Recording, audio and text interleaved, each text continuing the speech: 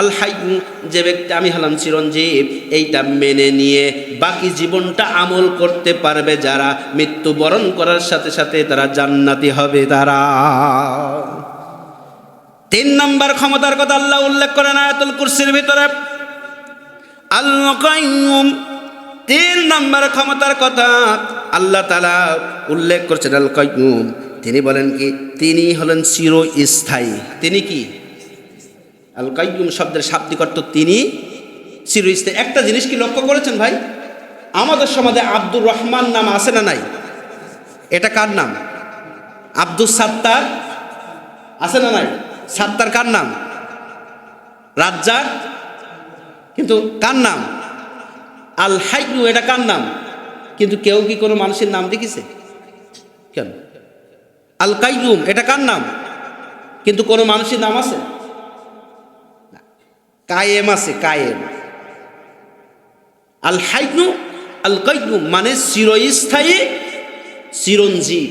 এই পৃথিবীতে আপনি, আমি, আমরা চিরস্থায়ী চিরঞ্জীব হতে পারবো না। একমাত্র যিনি চিরস্থায়ী চিরঞ্জীব কে? আমার ভাইরা, এই যে চিরস্থায়ী, আমি যে চেয়ারে বসেছি, চেয়ারে ওঠার সময় আমাকে বলেছিল যে হে আজাদি, তুই উঠছিস ভালো কথা, তোর সর্বোচ্চ সময় হলি 2 ঘন্টা। তুই যদি বেশি বাড়াবাড়ি করিস তোরকে ঘাট ধরি লাবাই দেব। আবার ভাইয়ের, আমার বন্ধুগণ আমার, আমি যদি এই চেয়ারে সারা জীবন বসে থাকতে চাই, আমাকে কি বসে থাকতে দেবেন? দেবেন না। তাহলে যে যখন চেয়ারে সে তখন গিয়ারে, যে যখন চেয়ারে সে তখন কি? গিয়ারে। আমার ভাইরা, আমি চেয়ারে আসছি তাই গিয়ার দিচ্ছি। আমি চেয়ারে যখন থাকবো না তখন গিয়ার আর হবে না। ও ভাইরা আমার, কিন্তু রব তিনি চিরস্থায়ী, তানার চেয়ার কখনো রদবদল হবে না। তানার নাম কি? আল্লাহ। আমার ভাইয়ের, আমার বন্ধুগণ আমার, এই 3টা গুণাবলী মানবে যারা, আল্লাহ পাক বললেন কি, এই 10টা গুণাবলীর ভিতরে, 10টা ক্ষমতার ভিতরে 3 নাম্বার পর্যন্ত আপনাদের বলেছি, এগুলো আমল করবে যারা, জান্নাত পাবে তারা। 4 নাম্বার গুণাবলীর কথা আল্লাহ তাআলা বলেন, আমার ভাইয়েরা, লা তাখুযুহু সিনাতু ওয়ালা নাউম। আল্লাহু আকবার বলেন। আল্লাহ পাক রব্বুল আলামিন বলেন, তিনি কখনোই ঘুমান না। তিনি কে ঘুমান না? এটা বিশ্বাস করি, সব মেনে নিছে, এটা বিশ্বাস করবো না নাকি? আল্লাহ কি ঘুমান? ঘুমান না। আমার ভাইরা, হযরত মূসা আলাইহিস সালাম আল্লাহকে প্রশ্ন করলেন, রব্বুল আলামিন আপনি কি ঘুমান না? আপনি কি খান না? রব্বুল আলামিন ডাক দিয়ে বলেন, মূসা এর জবাব দেব, তুমি একটা পানির পেয়ালা নাও, পাত্র নিয়ে তুমি তুর পাহাড়ে চলে আসো। তুমি দাঁড়িয়ে থাকো বেশ কিছুক্ষণ। দাঁড়িয়ে থাকার পরে হঠাৎ ঘুম ধরেছে নবীকে, মূসা আলাইহিস সালামকে ঘুম ধরেছে। ঘুম ধরার কারণে হাত থেকে পাত্রটা পড়ে গিয়েছে, পানির পাত্রটা পড়ে গিয়েছে, হাত থেকে পেয়ালাটা পড়ে গিয়েছে। যখন পড়ে গিয়েছে, আল্লাহ পাক ডাক দিয়ে বলেন, ও মূসা তোমার কি অবস্থা? বলেন, আল্লাহ বিয়াদবি মাফ করবেন, আমাকে ঘুমে ধরেছিল, যার কারণে হাত থেকে পেয়ালাটা পড়ে যেয়ে ভেঙে তছনছ হয়ে গিয়েছে। বলেন, মূসা আমি যদি রব ঘুমিয়ে যেতাম তাহলে গোটা আসমান জমিন এভাবে তছনছ হয়ে যেত। এটা যারা মানতে পারবে যে আল্লাহ ঘুমান না, সে ব্যক্তি রাতের আধারে চুরি করতে পারে না। যে ব্যক্তি বিশ্বাস করবে আল্লাহ ঘুমান না, সে ব্যক্তি মানুষের ভোট ছিনতাই করতে পারে না। যে ব্যক্তি বিশ্বাস করবে আল্লাহ তাআলা ঘুমান না, সে ব্যক্তি কখনো অন্যায় কাজ করতে পারে না। আল্লাহ বললেন, এই গুণাবলী, এই ক্ষমতা যারা মেনে নিয়ে চলতে পারবে, যারা জান্নাতে যাবে তারা। সুবহানাল্লাহ। কয়টা গুণাবলীর কথা বললাম? যারা বলেন 4টা গুণাবলীর কথা বললাম। আমার ভাইয়ের, আমার বন্ধুগণ আমার, গভীর মনোযোগ। এবার আল্লাহ পাক রব্বুল আলামিন 5 নাম্বার বললেন, লাহু মা ফিস সামাওয়াতি ওয়াল আরদ। আল্লাহ পাক রব্বুল আলামিন বললেন, আসমান জমিনের সব কিছুর মালিক কে? লাহু মা ফিস সামাওয়াতি ওয়াল আরদ। আসমান আর জমিনের যা কিছু আছে সব কিছুর মালিক যিনি, প্রশংসা হবে কার? না অন্য কারো? আল্লাহর প্রশংসা ছাড়া কারো করা যাবে? আমার ভাইরা, একটা উদাহরণ দিলেই বুঝতে পারবেন। পদ্মা সেতু তৈরি করেছে কে? হ্যাঁ, আরে হাসিনা। এখন আর মনে নীতি মন চাচ্ছে না। কে? হাসিনা তৈরি করেছে, শেখ হাসিনা। এখন খালেদা জিয়া যদি দাবি করতো যে আমি তৈরি করেছি, এ কি জনগণ মেনে নিত?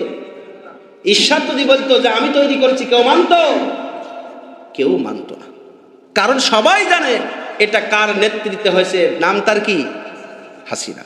এটা করার কারণে গোটা পৃথিবীতে বহু রাষ্ট্রের কাছ থেকে তিনি বাহবা পেয়েছেন, প্রশংসা কুড়িয়েছেন। আমি কি মিথ্যা বললাম? যে হুজুর ওয়াজ এখন করতেছেন কেন? ও তো চলেই গেছে, ওর নাম আর নিছেন না। ও ভাইরা আমার, এ থেকে শিক্ষা আল্লাহ তাআলা আমাকে দিচ্ছেন, আমাদেরকে দিচ্ছেন। শিক্ষাটা কি দেখেন, একটা পদ্মা সেতু তৈরি করার কারণে গোটা দুনিয়ায় মানুষের কাছে তিনি বাহবা পেয়েছেন যে একটা মেয়ে হয়ে সে নিজস্বভাবে একটা পদ্মা সেতু তৈরি করলেন। এই প্রশংসায় ভাসছেন তিনি। আল্লাহ তাআলা বললেন, একটা সেতু তৈরি করার কারণে যদি প্রশংসায় ভাসে, তাহলে তা আমি তো তোমাদের রব, আমি তোমাদের মালিক, আমি কেন প্রশংসা পাবো না? তা আমাদের প্রশ্ন হচ্ছে, আল্লাহ পদ্মা সেতু তৈরি করেছে হাসিনা, আপনি কেন প্রশংসা পাবেন? প্রশ্ন আছে না নাই? এই প্রশ্ন আছে, উত্তর কি জানতে চান? আমার ভাইরা, আল্লাহ বললেন পদ্মা সেতু ওই কি তৈরি করে করো, কিন্তু প্রশংসা হবে আমার, হাসিনার না। এটা আমরা কেউ মেনে নেব? কেউ মেনে নেব না। আল্লাহ পদ্মা সেতু তৈরি করেছে যে প্রশংসা হবে তার, তোমার প্রশংসা কেন করতে যাব?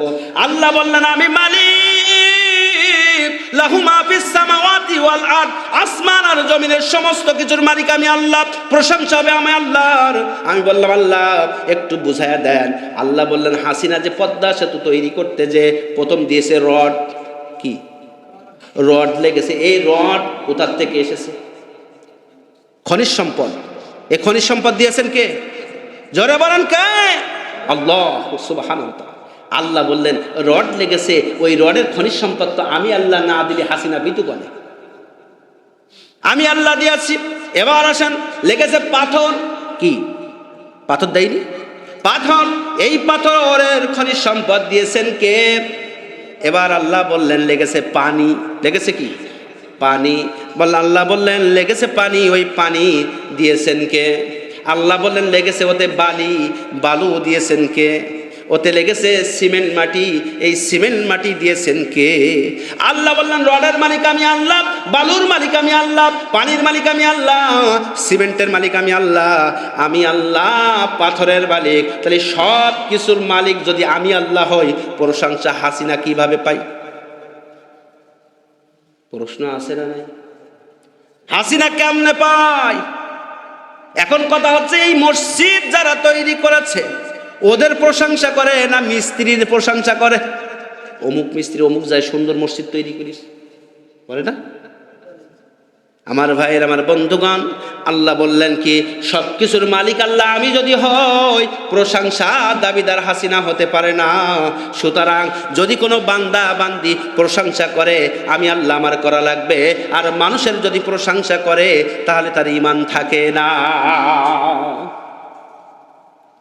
সব কিছুর মালিক যদি আল্লাহ হয়, আমরা সর্ব অবস্থায় প্রশংসা করব কার?